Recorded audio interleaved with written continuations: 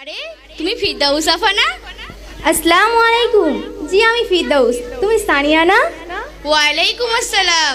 হ্যাঁ আমি সানিয়া। তা কতদিন পর দেখা হলো, এসে একটু সেলফি তুলি। না থাক, ওসবের কোনো দরকার নেই।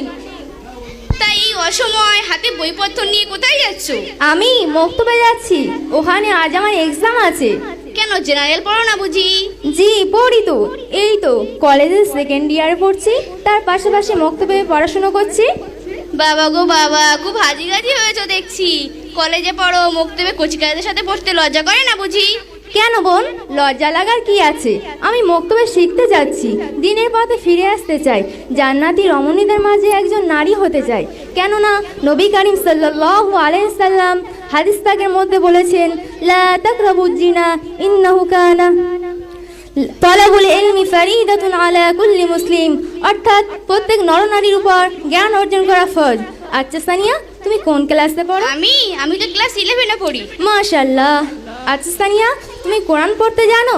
না মানে ছোটবেলায় নোয়ারি কায়দানে কি একটা বই পড়েছিলাম, তা পড়াশোনার চেয়ে বসে ভুলেই গেছি। তুমি মুসলিম ঘরে মেয়ে হয়ে পবিত্র কোরআন পড়তে জানো না, আবার নোয়ালি কায়দাও ভুলে গিয়েছো? তুমি কি জানো না নবী করিম সাল্লাল্লাহু আলাইহি ওয়াসাল্লাম হাদিস পাকের মধ্যে বলেছেন, খায়রুকুম মান তাআল্লামাল কুরআন ওয়া আল্লামা, অর্থাৎ তোমরা নিজে কোরআন শিক্ষা করো এবং অপরকে শেখাও। আরে বোন, আমি তো আগেই বললাম ওসব প্রশ্ন হচ্ছে, আমি ভুলেই গেছি। এক্সকিউজ মি, আমার একটা কল এসছে। হ্যালো, হ্যাঁ বাবু, আমি এক্ষুনি আসছি, প্লিজ রাগ করো না, আমি 5 মিনিটের মধ্যেই আসছি। আরে বোন, তোমার সঙ্গে কথা বলতে গিয়েই আমার লেট হয়ে গেল, আমি চললাম, আমার বয়ফ্রেন্ডরা অপেক্ষা করছে। আরে সানিয়া দাঁড়াও দাঁড়াও দাঁড়াও, কি বললে? বয়ফ্রেন্ডরা? কটা বয়ফ্রেন্ড তোমার? ওই 4-5টা হবে। 4-5টা? বাবা গো বাবা, তো এই 4-5টা বয়ফ্রেন্ড সামলাও কিভাবে? আরে বোন, আমরা হলাম মডার্ন যুগের মেয়ে, এই বয়সে 4-5টা বয়ফ্রেন্ড সামলানো এটা কোনো ব্যাপার? ও তা না হয় বুঝলাম, তাই এই 4-5টা বয়ফ্রেন্ডের মধ্যে কাকে বিয়ে করবে ঠিক করলে? আরে মাথা মোটা ঢেঁড়স কোথায়, বিয়ে করতে যাবো কেন? প্রেম করবো নিজের ইচ্ছে, আর বিয়ে তো বাপ মার ইচ্ছায় করবো। সি সি সানিয়া, এ তোমার কেমন শিক্ষা? তুমি এতগুলো মানুষের ইমোশন নিয়ে খেলবে? তোমার কি জানা নেই ইসলাম শরিয়াতে প্রেম ভালোবাসা নিষিদ্ধ, আর এই অবৈধ প্রেম ভালোবাসা আল্লাহ রাব্বুল আলামিন হারাম ঘোষণা করেছেন। আরে হারাম ঘোষণা করে কোরআন শরীফের মধ্যে বলেছেন, লা তাকরাবুজ জিনা ইন্নাহু কানা ফাহিশা ওয়া সাবিলান, অর্থাৎ তোমরা ব্যভিচারীদের কাছে যেও না, নিশ্চয়ই এটি অশ্লীল কাজ এবং মন্দ পথ। আরে ইমোশন রাখো তো, তোমার ইমোশন একটু যুগের সাথে তাল মিলিয়ে চলতে শেখো। ও তা না হয় বুঝলাম, তাই এই 4-5টা বয়ফ্রেন্ডের সঙ্গে কথা বলো কখন? আমার হাতে এটা কি দেখতে পাচ্ছ? ও মোবাইলে কথা বলো বুঝি? কথা? আরে কথা বলতে যাবো কেন, এখন হলো মডার্ন যুগ, হোয়াটসঅ্যাপ, ফেসবুক, মেসেঞ্জার এসবে কথা বলি। আর তাছাড়া আমি যদি ফোনে কথা বলি, পাশের ঘরে আব্বু আম্মু থাকে, ছোট ভাই বোনরা থাকে, তারা শুনে ফেলবে তো। ও তা না হয় বুঝলাম, তাই বলে তুমি এভাবে নিজেকে জাহান্নামের দিকে এগিয়ে দিচ্ছ? আরে এ তো দেখছি খুবই মাথা মোটা, এখানে আবার জাহান্নাম এলো কথা থেকে। আরে সানিয়া রাগ করো না প্লিজ, আমার কথাটা তো একবার শোনো। হ্যাঁ বলো, তাড়াতাড়ি বলো। তুমি বয়ফ্রেন্ডকে নিয়ে ইকো পার্কে যাবে, বসে ঝালমুড়ি খাবে, গল্প করবে, আবার হোয়াটসঅ্যাপ, ফেসবুক, মেসেঞ্জার এগুলো চালাবে, আবার বাবা মাকে ফাঁকি দেবে। আচ্ছা সানিয়া, তুমি কি আল্লাহকে ফাঁকি দিতে পারবে? আল্লাহকে ফাঁকি? তার মানে খুবই সোজা। আচ্ছা সানিয়া, তুমি কি কখন শপিং মলে গিয়েছো? তা যাইনি, কতবার গিয়েছি। ও তাহলে তুমি নিশ্চয়ই সেখানে সিসি ক্যামেরা দেখেছো? হ্যাঁ অবশ্যই দেখেছি। তুমি তো এখনকার মডার্ন যুগের মেয়ে, তাহলে তুমিই বলো সেখানে সিসি ক্যামেরার কাজ কি? সেখানে সিসি ক্যামেরার কাজ হলো সেখানকার কৃতকর্মের রেকর্ড রাখা। বাহ, খুব সুন্দর বলেছো।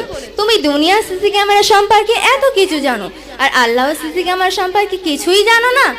আল্লাহ সিসি ক্যামেরা, সেটা আবার কেমন যন্ত্র? তার মানে খুবই সোজা, আমি বলছি শোনো।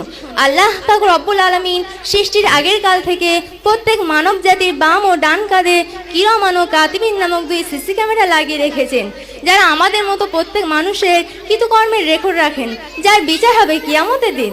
কিয়ামতের দিন? কিভাবে? তাহলে আমি ঠিক করে বলছি শোনো। আমরা যা কিছু করছি তা মহান রব্বুল আলামিন সবই দেখছেন এবং আমাদের আমলনামায় লিখবেন, এবং সেই আমলনামার কৃতকর্মের ফলের জন্য জাহান্নামবাসী হতে পারো। তাহলে এবার আমার কি হবে?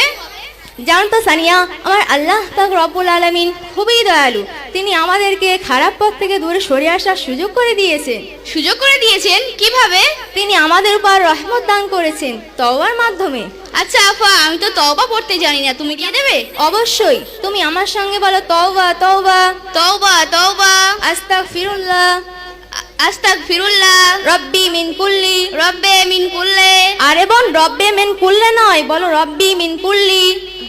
রব্বি মিন কুল্লি জাম্বিউ জাম্বিউ ওয়া আতুবু ওয়া আতুবু ইলাইহি ইলাইহি লা হাওলা।